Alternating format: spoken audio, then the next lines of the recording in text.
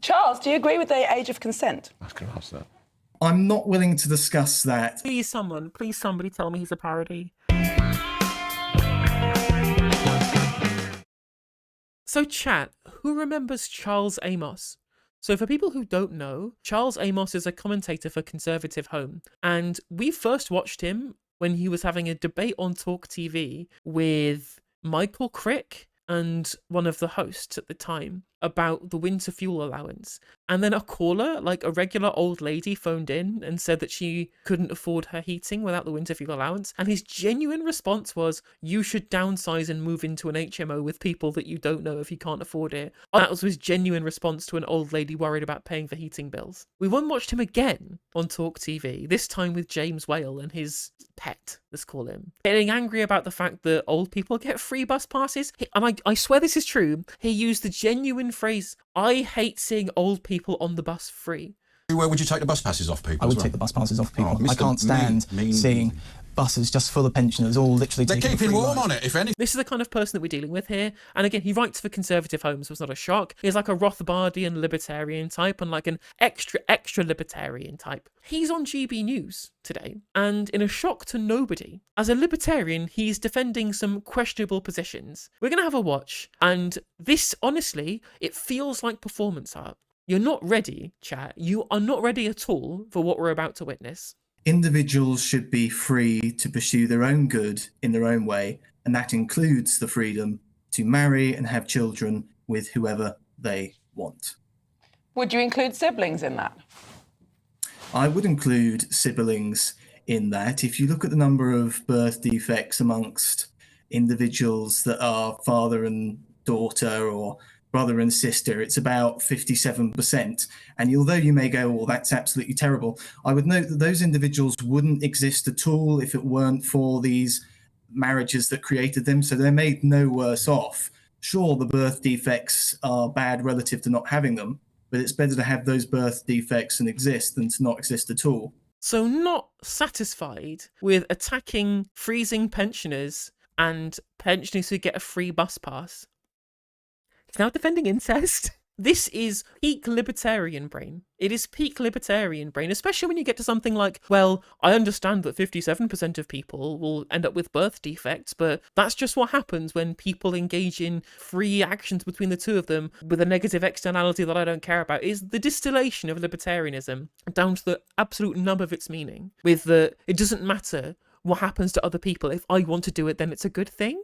And also this idea that existing at all rather than not existing, but with a birth defect if you do exist. If you haven't existed because the choice hasn't been made, then you're not negatively affected, right? This subjunctive future that he's trying to imagine here as a philosophical point, it makes no sense. It makes absolutely no sense, right? I'd also like to point out how he looks like a maths teacher from the 70s. This man is 24. I swear this is true. When we watched him previously, he was asked by James Whale, how old are you? And he said, I'm 24. How old are you? 30-something? No, I'm 24. You're 24? I'm 24. You couldn't make it up. And this man is a commentator for Conservative Home, the one set up by Tim Montgomery. He has to be a Chris Morris character. I swear down, this cannot be a real human being. And we're talking here about mental retardation, hernias, cataracts, and cleft palates. These are bad things for these individuals to have, but they don't make their lives not worth living. Not being born in the first place is not the same as having your life ended. What is this? What is this point that he's making here? I don't even know. Why am I engaging with it in good faith is clearly ridiculous. Like, I could understand how somebody who had different political views from me could come to the conclusion, well, the first cousin marriages don't actually have this high level of birth defects, so it should be allowed. Even if I personally find it icky and don't think it should be allowed, I can understand how somebody could iterate a different position to me on first cousin marriages, for example. They happen in other cultures, whatever, right? I can get the Iqbal Muhammad position on this one. But to come out here, you've been given a platform on GB News, one of the biggest news organisations in the country, and your point of view is absolutely fine if fathers have sex with their daughters and have children. What do I even add to this? How do I even add, like, transformative content? Like, the memes make themselves? It's like a 4chan post to come to life. Exactly, Asholes. But I guess, to be fair, incest is a time-honoured tradition in the UK. I mean, just look at the royal family. They're a burden on the NHS. And that's a burden You're for quite the rest right of us. about that. But then so are homosexuals that contract HIV and cost the NHS about £500. He's trying to compare gay people who contract HIV. They don't even contract at higher rates than straight people do nowadays anyway. This man is like permanently 80s brained if he thinks it's like the gay disease. And then trying to say that that's comparative to people who have deformed children from incest. Oh my God. I've just noticed a teddy bear. What the hell is the teddy bear going on? What? How is this real? He wrote like a defense of incest on his Substack. He is real. I don't believe it. I genuinely don't believe it. I didn't think it could get more crazy than old people should freeze and also not get a free bus pass. And this is a man who's promoted by ConservativeHome. He's even promoted by the Koch brothers, think tank called Young Voices, to promote these people in the media. Like, I couldn't think of a worse way to discredit conservatism as an ideology than having this person be its figurehead. Not even a figurehead, just being somebody contributing to the discourse under the banner of conservatism. Yet we don't ban gay sex, do we? So I don't think by the same reasoning you can argue that cousin marriage or indeed sibling marriage can be banned either. Charles, I do think it's quite a strange moral argument to use, because you're essentially saying that it doesn't matter how you bring a child into the world. I mean, you could use that argument for some pretty horrendous practices that totalitarian regimes use. And isn't it true that societies for centuries and millennia, actually, have had very strong rules against incest for exactly the reason that it has a very high chance of producing children with catastrophic disadvantages and disabilities? So I do think it's quite a strange moral argument to make that actually, well, at least these children exist, when actually cultures for millennia have banned this for good reason. Well, disadvantages compared to what state? These individuals wouldn't have existed if they weren't the result of these sibling or cousin marriages. The children who are born through rape would not exist if it wasn't for the rape. That doesn't make morally acceptable. And that's because it violates individual rights. But bringing somebody into existence who wouldn't otherwise exist and still has a worthwhile life, and the vast majority of disabled people do, is not wronging that individual or doing anything bad at all.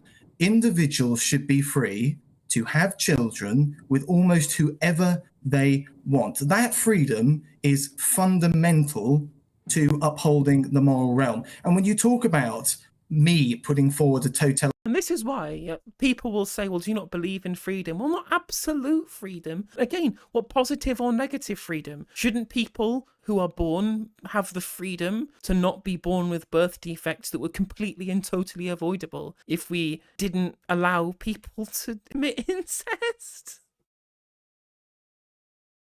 Exactly what kind of moral realm does this guy exist in? Totalitarian position. I would say quite the opposite. It's you guys who want to restrict the freedom of individuals to reproduce that are sort of engaging with totalitarianism. Well, I, for one, don't want to go back to a world... That's true, yeah, exactly. It's just, that's it. Preventing incest, that's just totalitarianism. And I'm just a stick in the mud, apparently, for thinking that that's a bad thing. Say in 1920s America, where we have government controlling the reproduction of people and trying to forward the quality of the genetic stock, as, say, Madison Grant wanted to do and indeed had his way with in America in the 1920s. It's not totalitarian to want to protect children from unnecessary genetic deformation. You're not protecting children from that deformation. Yes, you are. You quite literally are. That's exactly what this is supposed to be doing.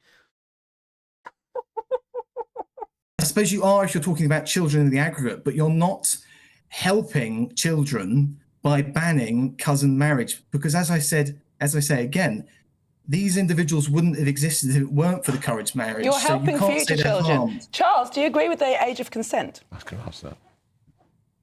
I'm not willing to discuss that on GB News. Please somebody tell me he's a parody. Like, you can't be this libertarian. You can't be... Like, how do I even comment on this? Like, how do I even comment on this? We all knew it was coming, right? We all knew it was coming, chat, didn't we? Perhaps in an academic journal article in the future. Right. I agree there should be an age of consent. Gives us a clue about where your mindset is. Wait, let me make one thing clear. I believe in an age of consent. Where? 100%. What age? I'm not going into that. I would write about that in an academic journal article. Well, very interesting there, Charles. Thank you for sharing your Very interesting, yes, indeed. Incredibly, very super interesting. Also very disturbing. Libertarianism, not even once, mate. Not even once. Hey there, if you enjoyed the video, make sure that you like and leave a comment. That helps the video out in the algorithm. If you subscribe and ring the bell, it'll let you know when I go live. I stream every day on YouTube and Twitch. You can also follow all of my socials down in the description. And if you want to support me in a more financial manner, there's a join button for memberships. It's just 99p to be a member on YouTube, as well as a Patreon, and there's some merch there as well. And hopefully I'll catch you on the next video. Take care.